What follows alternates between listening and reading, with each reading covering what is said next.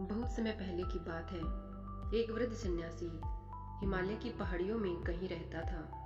वह बड़ा ज्ञानी था और उसकी बुद्धिमत्ता की ख्याति दूर दूर तक फैली हुई थी। एक दिन एक औरत उसके पास पहुंची और अपना दुखड़ा रोने लगी।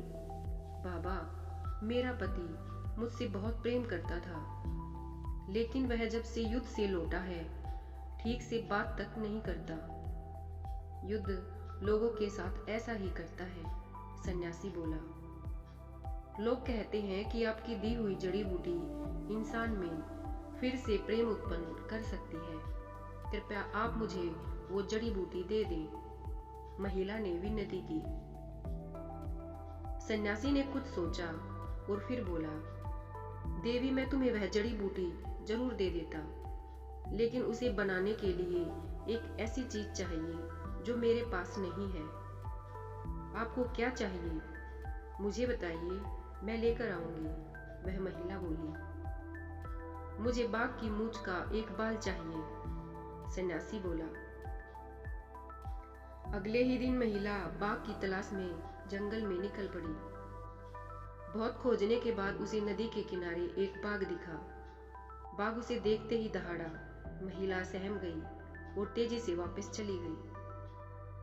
अगले कुछ दिनों तक यही हुआ। महिला हिम्मत करके उस बाघ के पास पहुंचती और डर कर वापस चली जाती। महीना बीतते बीतते बाघ को महिला की मौजूदगी की आदत पड़ गई और अब वह उसे देखकर सामान्य ही रहता। अब तो महिला बाघ के लिए मांस भी लाने लगी और बाघ बड़े चाव से उसे खाता। उनकी दोस्ती बढ़ने लगी। अब महिला बाघ को थपथपाने भी लगी और देखते देखते एक दिन वो भी आ गया जब उसने हिम्मत दिखाते हुए बाघ की मूंछ का एक बाल भी निकाल लिया। फिर क्या था? बिना देरी किए सन्यासी के पास पहुंची और बोली, मैं बाल ले आई बाबा, बहुत अच्छे। और ऐसा कहते हुए सन्यासी ने बाल को जलती हुई आग में फेंक दिया। अरे ये क्या बाबा, आप नहीं जानते इस बाल को लाने के लिए मैंने कितने प्रयत्न किए और आपने इसे जला दिया।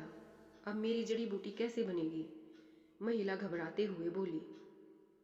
अब तुम्हें किसी जड़ी बूटी की जरूरत नहीं है, सन्यासी बोला। जरा सोचो, तुमने बाघ को किस तरह अपने वश में किया। जब एक हिंसक पशु को धैर्य और प्रेम से जीता जा सकता है, तो क्या एक इंसान को नहीं?